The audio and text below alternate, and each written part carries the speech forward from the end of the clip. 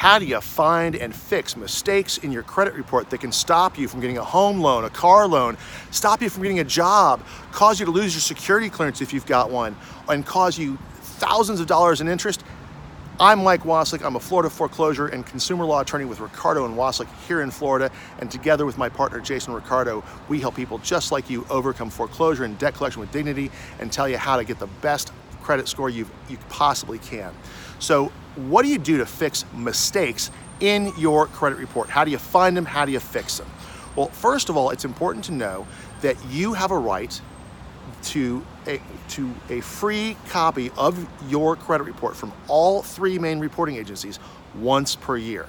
Now, you need to go to annualcreditreport.com. That's annualcreditreport.com, and put in your information, and they will give you a free copy of your credit report from TransUnion, from Experian, and from Equifax. And once you get that information, then you need to go over it very carefully to determine whether there's any mistakes in any of the entries. If you don't want to go to the website, you can write to each of the major agencies.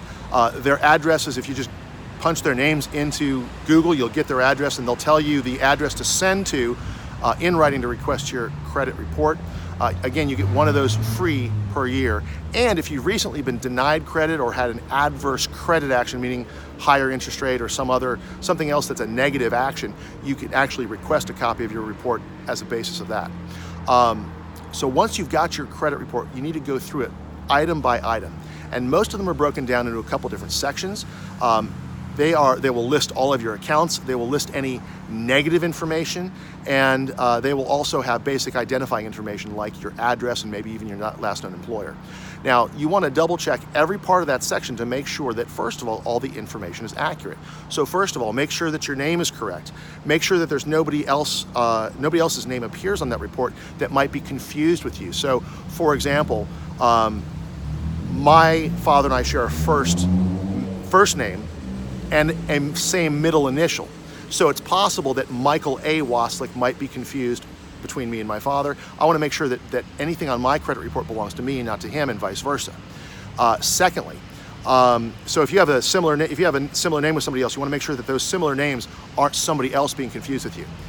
Secondly, you want to make sure that the addresses are all correct, that they're not somebody else's address that's being mixed in with your credit file. You want to make sure that the employment history is all correct. You want to make sure somebody else's job isn't showing up on your credit report. So that's the basic information. So make sure that all of that basic identifying information correctly identifies you, because if it's identifying somebody else, if that information is identifying somebody else, it's possible that their credit information could be mixed in with yours, and you don't know if they have good credit or bad credit, and it could harm you. So you want to make sure that all the identifying information is correct. Next, you want to go through every account line by line, and you want to make sure that those are all accurate. You want to start first with any so-called derogatory information. That's anything that's negative. Anything in red ink is usually going to be derogatory information. Anything about past payments or maxed out credit cards or accounts that you don't think you have or closed out, or if it says it's a closed account and it's not really closed, all those are potentially negative information. And if it's inaccurate, it can harm your credit score. So you want to identify anything in that derogatory information section, that negative information section. You want to make sure that it's accurate. Now, what do you look for? First of all, you want to make sure that it's actually your loan. It's not somebody else's loan. It's not somebody else's account. It's actually you that made the payments on that loan. And if it's not your loan, you can dispute that. I'm going to tell you in a minute how to dispute these things. If it's not your loan, that's a reason to dispute it. If the balance is wrong, that's a reason to dispute it. If the payments, if the payments are not correctly stated, like if it says you're behind on payments when you're really not, that's a basis to dispute it. And then if it shows that it's closed when it's not, that's a reason to dispute it. Here's another tip. If it shows that the last payment made is not correct, then that's a reason to dispute it as well. And the reason I say it is because let's say you had an account years ago, maybe you missed it, maybe it was closed, maybe you paid it off, whatever it is, but it's an old account. After 7 years, they're supposed to remove that. When does that 7 years start running? From the date of first delinquency. And the date of first delinquency is the last time you made a payment or the last time you missed a payment and never caught up. So if you have a loan that you haven't paid for 8 years and it's still on your credit report, that's got to come off. If it's not reduced to a judgment or something else like that. If it's just an account reporting for more than 8 years, that's got to come off. That's something you can dispute right away. Next, go to all the other current accounts. Make sure that those are correctly stated, because you want to make sure that they're, first of all, that they're really your loans, right? Because if somebody else's loan is on your credit report, that's bad. If the account balance is higher than you think it is, that can affect your utilization rate, which means how much, if you're maxed out, that's bad for your credit score. So you want to make sure the balances are properly stated. And thirdly, you want to make sure that the age of the account is properly stated. So older accounts that are paid current tend to have a positive effect on your credit score. So you want that old credit account on your report, and the older the better. You know, if you've got an account, a credit card that you've had for 10, 15, 20 years and you've paid it on time every time, you want that reporting accurately. But if it's only reporting for 5 years and not 10 or 15, it's not going to boost your score as much as it could. So you want to make sure that the age of the account is also properly stated. Go through each account line by line and make sure that they're really yours, that the amounts are correct, that the payments are correct, that the age of them are correct. Do all that. Now, if you find a mistake, especially if you find one that's going to negatively affect your credit score, then you want to dispute it.